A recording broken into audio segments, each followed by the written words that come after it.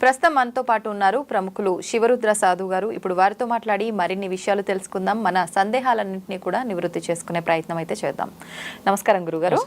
చెప్పండి గురుగారు, నేను వేరే టాపిక్ ఏదో అడగాలనుకున్నా, కానీ మీ మెడలో ఇన్ని రుద్రాక్షలు చూసిన తర్వాత నాకు అసలు రుద్రాక్షల పైన ఒక టాపిక్ చేయాలనిపించింది. రుద్రాక్షలు ఎవరైనా ధరించవచ్చా?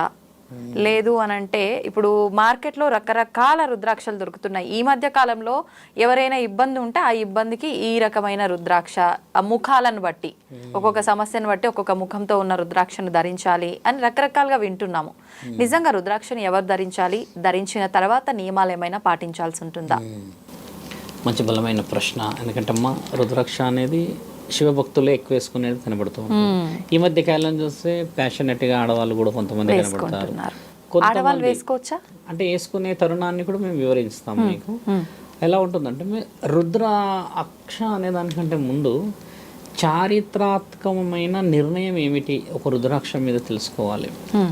తల్లి సతీదేవి పార్వతీమాత పిలువని పేరంటానికి వెళ్ళినప్పుడు అక్కడ జరిగిన అవమానం ఏదైతే, దక్షుడు అమ్మని నేను పిలవలేదు కదా, నిన్ను నీ పెనిమిటిని కూడా పిలవలేదు, మీరు ఎలా వచ్చారు అని కొద్దిగా వక్రీకరించి మాట్లాడిన చరిత్ర మనకు తెలిసింది. అమ్మ, నా పరమాత్ముడు ఎవరైతే ఉన్నాడో శివుడు, ఆయన నన్ను పెళ్లి చేసుకోక ముందుకి ముల్లోకాలకి అధిపతి. ఆయన ఒక రాక్షస సంహారణం చేయడానికి పార్వతీమాతను పెళ్లి చేసుకుంటాడు. యాక్చువల్లీ శివుడికి ఉన్న మొదటి పేరు ఏంటంటే శివుడు కాదు, విశ్వాచారి. అంటే విశ్వానికి చారి అనమాట. అంటే ఆయనకు పెళ్లి కాదు. దాని గురించి చాలా ప్రత్యేకంగా రాసున్నాయి గ్రంథాల్లో. ఒక రాక్షసుడిని సంహరించాలి అన్న ఉద్దేశంతో మాత్రమే పార్వతీమాతను పెళ్లి చేసుకుంటాడు. అక్కడ నుంచి ఇంకా తండ్రి కథనాలు వేరే ఉన్నాయి. అమ్మ ఏం చేస్తుంది, పిలవలేను అన్న సమక్షంలో అదే అగ్నికి ఆహుతి కావడం చేత తండ్రి అక్కడికి వచ్చి పార్వతి అని గట్టిగా ఆ కంఠంతో అరిచినప్పుడు పడిన ఆ యొక్క కన్నీటి బొట్టు చుక్కనే ఈ రుద్రాక్ష. అంటే రుద్ర రూపాన్ని తండ్రి ఎత్తినప్పుడు ఆ కంటిలో నుంచి పడినది అక్కడ ఒక మహావృక్షం అయ్యింది అని చెప్పి ఇలా శాసన కథనాలు మనకు ఎన్నో ఉన్నాయి.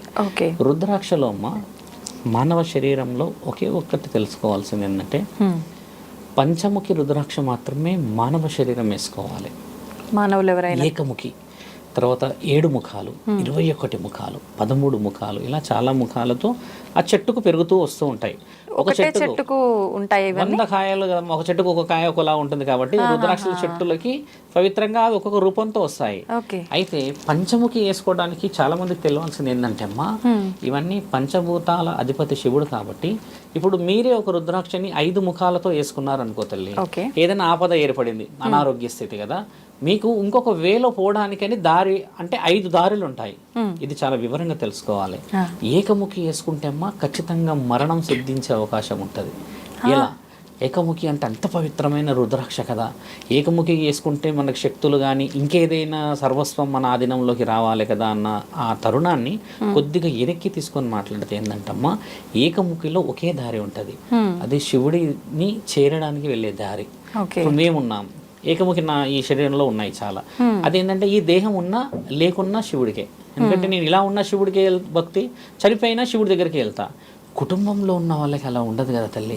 బాధ్యత ఉంటుంది, ఒక ఎమోషన్ ఉంటుంది, ఒక రిలేషన్ ఉంటుంది కదా. వాళ్ళు ఖచ్చితంగా ఏకముఖి వేయకూడదు. ఇంట్లో పెట్టుకోవడం, తండ్రి ముందు పెట్టి పూజించుకోవడం శుభసూచకం. ఎందుకంటే శివుడికి ఉండే ఆ తరుణం, ఆ భక్తి, ఆ భావ్యం వేరు. కానీ శరీరం మీద వేయకూడదు. శరీరం మీద వేసిన వాళ్ళకి రుద్రాక్షలో ఉండే చాలా అంతర్గతమైన ఫలితాలు, ఊపిరితిత్తులకి బలం, ఈ రక్తపోటుని కంట్రోల్ చేసే శక్తి, మానవ శరీరం మీద ఒక పాజిటివ్నెస్ తెచ్చే ఇవన్నీ గుణాలు కలిగి ఉన్నాయి. కానీ దాంట్లో అంతరార్థం తెలియకుండా మన వాళ్ళు చాలా మంది పొరపాటు చేస్తారు. మీకు ఒక విషయ వివరణ చెప్తాం, చిన్న ప్రశ్నకి జవాబు మీరు ఇవ్వగలరా? మేక మాంసాహార్య శాకాహార్య? శాకాహారి. అయితే అమ్మవారికి కోసినప్పుడు అది శాకాహార్య మాంసాహార్య మనం అనుకుందాం. మేక మాంసాహారమే కదా. అయితే అమ్మవారు స్వీకరిస్తుంది మాత్రం శాకాహారినే కదా. అంటే మేక తింటుంది, శాకాహారి అమ్మకు కోస్తున్నాం. అంటే ఆ కోసిన తర్వాత దాన్ని తింటుంది ఎవరు? మనుషులు. కాబట్టి మనం మానవ శరీరం ఎత్తిన వల్ల మాంసాహారాన్ని భుజించగలుగుతాం. రుద్రాక్ష కూడా ఏంటంటమ్మా, అది వేసుకున్న తరుణం పవిత్రమైనది. రుద్రాక్ష పవిత్రంగానే ఉన్నది. ఒక రుద్రాక్షనమ్మ ఒకప్పుడు వేలం పాటలో కొనుక్కునే వాళ్ళు, అది గోల్కొండ కిల్ల దగ్గర మీరు గోల్కొండ చరిత్రలో రుద్రాక్ష గురించి కూడా ఉంది, కాశీ చరిత్రలో కూడా ఒక రుద్రాక్ష గురించి ఉంది. కొంతమంది మతోన్మాదులు ఏం చేశారంటే ఇది చాలా పవిత్రమైనది, దీనికి ఉన్న ఆ శక్తి పౌర్ణమి, అమావాస్య, గ్రహణాలు ఏదైనా దుష్టశక్తులని ఆపగలిగే ఒక మహనీయమైనని అది గుండె దగ్గర పెట్టుకుంటే సాక్షాత్తు శివుడి పాజిటివ్నెస్ అంటే ఒక వైబ్రేటింగ్ తిరుగుతున్నట్టు అనిపిస్తుందని అప్పట్లో కొంతమంది క్షుద్ర బలాలు చేసేవాళ్ళు కనిపెట్టి ఇది మానవ శరీరం మీద వేసుకోకూడదు అని దాన్ని చాలా చీప్ చేసేసారు. చీప్ చేయడం వల్ల ఏమైందంటే ఎక్కడైనా దొరుకుతుంది, కొనట్లేదు. ఒకప్పుడు ఒకే దగ్గర దొరుకుతుంది అన్నప్పుడు అదేమిటి, దాని ప్రత్యేకత ఏమిటి అని మనం కొనుక్కునే వాళ్ళం కదా. దీన్ని మన దగ్గర అంటే ఈ చరిత్రలో పుట్టిన వాళ్ళే ఆ రుద్రాక్ష విలువ తగ్గించారు. ఇప్పుడమ్మా 100కి ఒక 10% మాత్రమే ఒరిజినల్ రుద్రాక్షలు ఉన్నాయి. అది కొన్ని ప్రాంతాల్లో మహాక్షేత్రాల్లో మాత్రమే దొరుకుతున్నాయి. మిగతా ఎంత చెక్కతో చేసినవి వస్తూ ఉన్నాయి. మనం ఎలా గుర్తించవచ్చు? మనం గుర్తుపట్టడానికి రుద్రాక్షకి విషయం ఎలా ఉంటుందంటమ్మా, ఏ రుద్రాక్ష అయితే నీ చేతికి వచ్చినాక ఎరుపు రంగుకు మారుతుందో ఆ రుద్రాక్ష అత్యంత పవిత్రమైనదని అర్థం. అలా మారుతుందా? ఖచ్చితంగా మారుతుంది. మా శరీరంలో ఉన్న రుద్రాక్షలు మీరు గమనించి చూడండి, అన్ని ఎర్రగానే ఉంటాయి. ఇవన్నీ ఎర్రగా ఉంటాయి. అంటే దీన్ని చూసినప్పుడు మీరు వేరే ఏ రుద్రాక్షను చూసినా కూడా దీనికి సరితూగదు. ఎందుకంటే అమ్మా ఆ స్ట్రైకింగ్ తెలిసిపోతుంది. దీన్ని గవ్వల సౌండ్ వస్తుంది చూడండి. అవును, ఇది వేరే రుద్రాక్షలు ఏంటంటే చెక్కలలాగా సౌండ్ వస్తుంది. చెక్క సౌండ్ ఏంటంటే కొంచెము అంత నాయిస్ రాదు, కొంచెం డిఫరెంట్ నాయిస్ వస్తుంది. దీని ఏంటంటే గవ్వల్లాగా వస్తుంది నడుస్తూ ఉన్నప్పుడు. కానీ ఇప్పుడు మైక్ సౌండ్ కూడా ఒక డిఫరెంట్గా వస్తుంది. ఈ రుద్రాక్షలు ఉండడం వల్ల ఏమవుతుందంటే అమ్మా నెగిటివ్ వేసుకున్నా పాజిటివ్ వేసుకున్న మాత్రం పరమాత్ముడి ఆజ్ఞ మాత్రం ఒకటే. ఇక్కడ చేయాల్సింది ఏంటంటమ్మా, ఆడవాళ్ళు వేసుకోవచ్చు అన్న నియమ నిబంధనలు ఏంటంటే 13 సంవత్సరాలకి కింద ఉన్న వ్యక్తులు వేసుకోవాలనేది నియమం రాస్తుంది. తర్వాత ఈ ఋతుచక్రం ఆగిపోయే తరుణం ఉంటుంది 39 సంవత్సరాలకు 40. ఆ తర్వాత వేసుకునే నియమాలు ఉన్నాయి మన దగ్గర. అంటే మధ్య వయసు వాళ్ళు వేసుకోకూడదు అంటమ్మా. రక్తస్రావం అనేది అయినప్పుడు ఒక రుచి ఒక శుచి అనేది శరీరానికి ఎలా ఉంటుందో భార్యాభర్తల పడక సమయం చాలా విలువైనది. ఇక్కడ అది పవిత్రమైన సంబంధం భార్యాభర్తలది. కానీ ఇక్కడ అంత పవిత్రంగా ఉన్న సంబంధాల విషయంలోకి వస్తే అది పవిత్రంగా ఉంటుంది రుద్రాక్ష. సమయంలో ఉండకూడదు, లేదు వేసుకోవచ్చు. దానికి నియమ నిబంధనలకు ఎక్కడ శాస్త్ర గ్రంథాలు అడ్డు లేదు తల్లి. నేను చెప్తున్న విషయం ఏంటంటే భార్యాభర్తలు వేసుకున్నది పవిత్రమే. నేను చెప్తుంది ఏంటంటే అది వేసుకున్న తర్వాత నీవు ఏదైనా మీ సుడభాషన్స్ లాంటివి లేదు ఇంకేదైనా మనం కొన్ని అసాంఘిక కార్యకలాపాలు జరుగుతుంటాయి కదా. ఎలా చెప్పవచ్చు అంటే అమ్మా 2వ నెలకి 3వ నెలకు ప్రెగ్నెన్సీ తీసేసుకున్నాం అనుకోండి. అలాంటి సమయంలో ఈ రుద్రాక్ష ఉండడం అనేది ఏంటంటే అమ్మా అంటూ ముట్టు అనేది దాన్ని ఖచ్చితంగా చూపిస్తుంది. అది పవిత్రమైన రుద్రాక్ష కాబట్టి దానివల్ల దోషం ఏమైనా దోషం అనేది శివాజ్ఞ నేను ఏ విధంగా కాపాడతాడు. నువ్వు వెళ్ళి బుడదలో కూర్చుంటే నువ్వు బుడదలో కూర్చొని పరమాత్మ నా మనసులో నీవే ఉన్నావు అంటే నువ్వు పవిత్రమైన శరీరంతో ఉన్నావు కాబట్టి నేను రాగలను. ఇప్పుడు నువ్వు పవిత్రం కాదు, ఒక శరీరంతో ఒక శరీరం భార్యాభర్తలు కలిస్తే అపవిత్రం అని కాదు, భార్యాభర్తలు కలిస్తే పవిత్రం. కానీ అదే అసాంఘికంగా చేసే పనుల ద్వారా వాళ్ళకి విలువ రాదు కదా తల్లి. అలాంటి విషయంలో ఆ రుద్రాక్షని వేసుకొని నీతో పాటు ఒక పవిత్రమైన స్థలాన్ని కూడా నువ్వు ఇబ్బంది పెట్టిన దాన్ని అవుతావు. కాబట్టి ముట్టు అంటే ఏంటంటమ్మా బయట నుంచి, అంటు అంటే శరీరం నుంచి వచ్చింది. అంటుకు ఏ శాస్త్ర గ్రంథాల్లో ఎక్కడ కూడా రాసి లేదు మీరు అంటుకుంటే ఈ విధంగా చెడిపోతారని. కానీ ముట్టుకోవడం అనేది ఒక మగవాడు ఆడపిల్లని ముట్టుకున్నాక ఆ గర్భం దాల్చి 9 నెలలు మోసిన ఆ బంధానికి విలువ. కానీ నీకు ఒక పురుషుడి వల్ల వచ్చిన కలయికతో 45 రోజులకు 30 రోజులకు ఏదైనా పిల్స్ వేసుకొని ఇంకేదైనా చేసే కొన్ని కార్యక్రమాలు ఉన్నాయి కదా, ఇది అత్యంత అపవిత్రమైనది. అలాంటి సమయంలో ఈ పని చేయవు కదా. ఇంత బోల్డ్గా మీకు ఎందుకు చెప్తున్నా అంటే అమ్మా చాలా మంది చేసే మిస్టేక్ ఇదే. ముట్టు అని పెద్దవాళ్ళు అన్నారు, అంటూ అని పెద్దవాళ్ళు అన్నారు, కానీ దాని అర్థం చెప్పలేదు చూడమ్మా. ఇప్పటికి చాలా మంది ఆడపిల్లలకు తెలియదు, పెద్దవాళ్ళకి తెలియదు, కానీ దాంట్లో ఉన్న అంతరార్థం అది. ప్రెగ్నెన్సీ వచ్చినాక అమ్మ మన హిందూ సంప్రదాయంలో అదొక పంట పొల. ఒక పొలాన్ని మనం ఎంత విలువగా చూసుకునే వాళ్ళం అనేది చేసేవాళ్ళు. కొన్ని పంట పొలాలు అయిపోయినాక 21 రోజు కార్యక్రమం పెట్టడానికి గల ముఖ్యమైన కారణం ఏంటంటమ్మా ఆవిడ రక్తస్రావం ముట్టుతోని వచ్చింది కాబట్టి ముట్టుకోరాదు. బాగా గుర్తుపెట్టుకుని అంటూ అనేది శరీరంకి వచ్చిన తర్వాత ఈవిడ శరీరంలో 21 రోజుకి రక్తస్రావం ఆగిపోతుంది. ఈ ప్రెగ్నెన్సీ ఆఫ్టర్ ప్రెగ్నెన్సీ అంటున్నా. ఆ 21 తర్వాతనే ఈ పూజ చేయాలి. ఈ పూజ పేరు పెట్టే కార్యక్రమాలు నువ్వు 20 రోజుల కంటే ముందు కూడా చేసినా తప్పులేదు అక్కడ. కానీ శరీరం అనేది ఒక మగ పురుషుడి ద్వారా వచ్చి ఆ గర్భాన్ని ఈవిడ తీసుకోవడం చేత ఆ యొక్క వివరణ 21 రోజుకు అయిపోవడం చేత పవిత్రంగా పోయే తరుణం. ఇది ఎంతమంది ఆడపిల్లలకి ఈరోజు తెలుసు చెప్తున్నారు? చెప్పట్లేరు.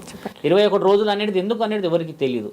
రుద్రాక్షలు ఆడపిల్లలు కూడా ఒళ్ళంతా వేసుకోవచ్చు, మగ పిల్లవాళ్ళు ఒళ్ళంతా వేసుకోవచ్చు. శివుడికి ఆజ్ఞ ఒకటే ఏముందంటమ్మా, నా మనస్సు మీ మనస్సులో చేరడానికి ఉన్న ఒకే ఒక్క మార్గం అంతఃకరణ శుద్ధి. అంతే కానీ రుద్రాక్షలు వేసేసుకొని నువ్వు అది చేసావు, రుద్రాక్షలు లేకుండా ఇది చేసావు అనేది లేదు. ఎందుకంటే ఈశ్వరుడి యొక్క మరో నామమే నరుడు, నర రూపంలో ఉన్నవాడే ఈశ్వరుడు. సహజంగా మాట్లాడే మాట కదా. కాబట్టి ఏంటంటే ఈశ్వరుడు పెట్టిన నియమ నిబంధనలకి రుద్రాక్ష ఎక్కడా లేదమ్మా. కొంతమంది భక్తులు ఏం చెప్తారంటే రుద్రాక్ష వేసుకున్న వాళ్ళు ఈ విధంగా వెళ్ళాలి, రుద్రాక్ష వేసుకున్న వాళ్ళు ఈ విధంగా వెళ్ళాలి అని నేను చెప్తానమ్మా. అదే రుద్రాక్ష వేసుకున్న వాళ్ళు ఎంతమంది పవిత్రంగా ఉన్నారో చూపించండి. రుద్రాక్ష వేసుకున్న వాళ్ళు పవిత్రం కారు. ఇక్కడ రుద్రాక్షాన్ని పెట్టుకొని చేసే పనులు పవిత్రంగా ఉండాలి. శరీరంలో వేసుకోగానే పవిత్రంగా అయిపోతాం మా తల్లి. ఇప్పుడు 1100 రుద్రాక్షలు, ఆ 1100 రుద్రాక్షకు ఒక అర్థం ఏమిటంటే 1100 రుద్రాక్షలు అంటే 1100 అనేది రుద్ర సంకేతం అనమాట. అది నా పేరు పైన తీసినది. ఎవరికైతే 1100 రుద్రాక్షలు శరీరం మీద ఉంటాయో వాళ్ళు రుద్ర అన్న నామాన్ని పిలువబడతారని శాస్త్ర గ్రంథాల్లో రాసి ఉంది. అందుకని మా గురువు మాకు ఇచ్చారు. ప్రతిరోజు ఉంటాయి, హ్యాపీగా ఉంటుంది. స్నానం ఆచరించేటప్పుడు స్నానం తీసేటప్పుడు తీసేస్తాను, ఒక రుద్రాక్ష పెడతాను, మళ్ళీ తర్వాత మళ్ళీ వేసేసుకుంటాం. అలా దానికి నియమాలు ఉన్నాయి. ఒక రుద్రాక్ష వేసేదానికి ఒక పేరు ఉంది, ఒక మాల వేసేదానికి. అలా 1100 రుద్రాక్ష ఒక క్షత్రియ గుణం ఉందన్నమాట. ఇప్పుడు నాలాగా బొట్టు ఎవరు పెట్టారు మీరు గమనించండి. చాలా మంది భక్తులు నాకంటే బలంగా పెట్టేవాళ్ళు ఉన్నారు. నేను ఖచ్చితంగా ఇటువైపు అటువైపు పెట్టి మధ్యలో పెడతా. మధ్యలో పెట్టడానికి కూడా కారణాలు గురువు నుంచి వచ్చే సిద్ధహస్తత్వం అంటారు దాన్ని. క్షత్రియులు మాత్రమే పెట్టాలి అంటారు. ఇప్పుడు మీ వంశం వేరు కదా స్వామి, మీరు ఉన్న తరుణాలు వేరు కదా, మీరు పెరిగిన వాతావరణం వేరు కదా, మీరు క్షత్రియులతో ఎలా పోరుస్తున్నారు అని అంటే అమ్మ అఘోరతత్వం తీసుకున్న వాళ్ళు క్షత్రియులు. వాళ్ళకి శరీరంతో పుట్టుక అవసరం ఉండదు, ఆత్మలతో పరమాత్ముడు శరీరాన్ని ఎంచుకుంటాడు. ఇప్పుడు చూసాం బ్రాహ్మణత్వం ఉంది, వంశపారంపర్యంగా బ్రాహ్మణత్వం వస్తుంది. గుడికి సంబంధించిన వ్యక్తులు గుడిలో పూజల్లో ఉంటారు. అఘోరతత్వం ఏంటంటే అమ్మ ఎక్కడో కాశీలో పుట్టినోడు శ్మశానంలో పెరగాలి, ఎక్కడో ఆంధ్రలో పుట్టినోడు కాశీలో వెళ్ళి శ్మశానంలో పెరగాలి అనేది ఆయన అంత ఆత్మతోని పరమాత్ముడి ఆత్మ లీనం చేసి తీసుకొచ్చి పెట్టుకున్నది అఘోరతత్వం. అది క్షత్రియ తత్వం. ఎందుకు క్షత్రియ తత్వం అంటమ్మా, ఎక్కడైతే అధర్మం ఆడపిల్లకి విలువ అనేది తగ్గిందో అక్కడ విరుచుకుపడేవాడే కారణ జన్ముడు. మేము గతంలో 100 సార్లు ఏం చెప్పానంటే అఘోర చేసిన పని అంతమ్మా చరిత్రలో స్త్రీని కాపాడాడు. మీరు వెనక్కి వెళ్ళి చూడండి, శివభక్తులు అన్న విషయానికంటే ముందు వాళ్ళకి నేర్పించిన గుణం మన ఇంటి సంపద స్త్రీ. గతంలో కూడా ఇంటర్వ్యూలో చెప్పాము. ఆ స్త్రీని కాపాడడానికి పుట్టిన వాళ్ళు ఖచ్చితంగా ధైర్య సాహసాలు నేర్పిన తర్వాతనే ఆయన శరీరం వదిలిపెట్టిన వాడు ఉన్నవాడే వస్తాడు కదమ్మా. దానికి గురుతత్వం నుంచి వస్తాయి, గురువులు స్వీకరించిస్తారు. అలాగే చాలా మంది గురువుల దగ్గర శిష్యులు ఉన్నారు. ఒక్కొక్కరికి ఒక్కొక్కటి ఇచ్చి ఒక్కొక్కరికి ఒక్కొక్క క్షేత్రాన్ని చెప్తారు. ఇప్పుడు మీకు కేదార్నాథ్ కట్టడానికి గల ముఖ్యమైన కారణం కూడా ఏంటంటమ్మా, అదొక క్షేత్రానికి పరమాత్ముడు ఇచ్చిన ఆశ.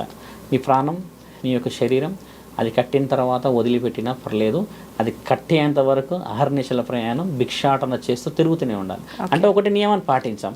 ఇప్పుడు ఇన్ని రుద్రాక్షలు పెట్టుకొని నేను భౌతి భిక్షాందేహి అంటమ్మా, ఇంతవరకు నన్ను భిక్షాటకుడిలాగా ఎవరు చూడలేరు.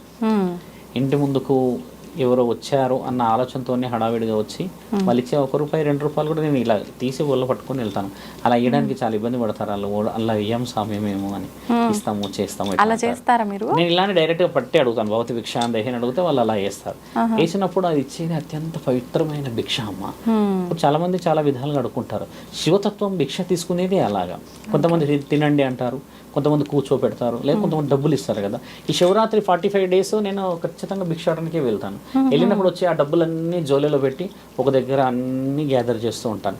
ఇవన్నీ గుడి కింద పెట్టాలన్న కోరిక మాది. ఎందుకంటే ఎందరి జీవితాల నుంచి వచ్చిన వాళ్ళ యొక్క కష్టం, వాళ్ళ యొక్క పాపం, వాళ్ళు ఎన్నో విధాలుగా పడుతున్న ఆ బాధలు, దుఃఖాలు నీ చెంతకు చేరిన తర్వాత సుఖమన్న కలగాలి, బాగుపడాలి. కొంతమంది పెళ్ళిళ్ళు కావు, కొంతమందికి ఉద్యోగం రాదు.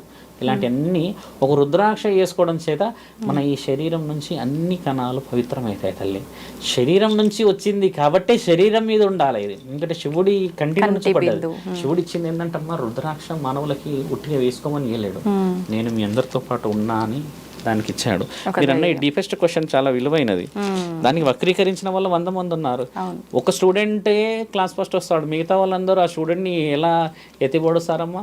సేమ్ అదే విధంగా శాస్త్ర గ్రంథాల్లో కూడా చెడు చేసిన వాళ్ళు 100లో ఉన్నారు. ఇప్పుడు మన వాళ్ళు ఈ రుద్రాక్ష ధరించడం వరకు బాగానే ఉంది, ప్రతి ఒక్కరు ధరిస్తున్నారు. ఆ ధరించే ముందు కూడా పూజలో పెట్టి ఏమైనా అలా పూజ చేసిన తర్వాత వేసుకోవాలా?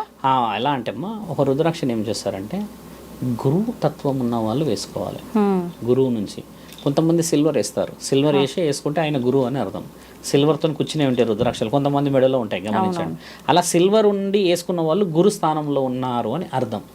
ఇప్పుడు కొంతమంది ఉంటారు, ఇప్పుడు మీరే ఉన్నారు, మీ అబ్బాయికి వేయాలనుకున్నారో మీ అమ్మాయికి వేయాలనుకుంటామా, ఒక పురోహితుడి దగ్గరికి వెళ్ళి వేసుకోవాల్సిన అవసరం లేదు అక్కడ.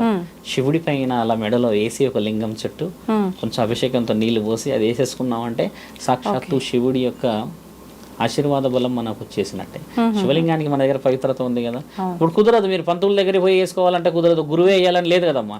రుద్రాక్ష అనేది బయట అంబేంత వరకే అది పవిత్రంగా ఉండదని అర్థం. ఒక్కసారి శివుడి మెడలోకి వెళ్ళి మళ్ళీ మన మెడలకు వచ్చిందంటే దానికి శక్తి వచ్చేసినట్టే. ఒక్క రుద్రాక్ష వేసుకున్నవాడు శివుడితో సమానం. శివుడితో మాట్లాడితే వచ్చే ఆ విలువ మళ్ళీ అదే తరుణం శివుడు మనతో చూస్తాడు. శివభక్తులకి కొంచెం పొగరెక్కువ అని శాసన గ్రంథాల్లో రాసి ఉంది కూడా. ఎందుకంటే అమ్మా, శివుడిని చూసినా శివభక్తులు చూసినా ఒకటే. నా భక్తులతో ఏ దేవాది దేవతలకి మాట్లాడే అధికారం లేదు, నేనే స్వయంగా మాట్లాడతాను శ్రీశైలం బ్రహ్మరాంబిక దగ్గర కూర్చొని కలియుగం అంతమైనప్పుడు అని రాస్తుంది శివపురాణం.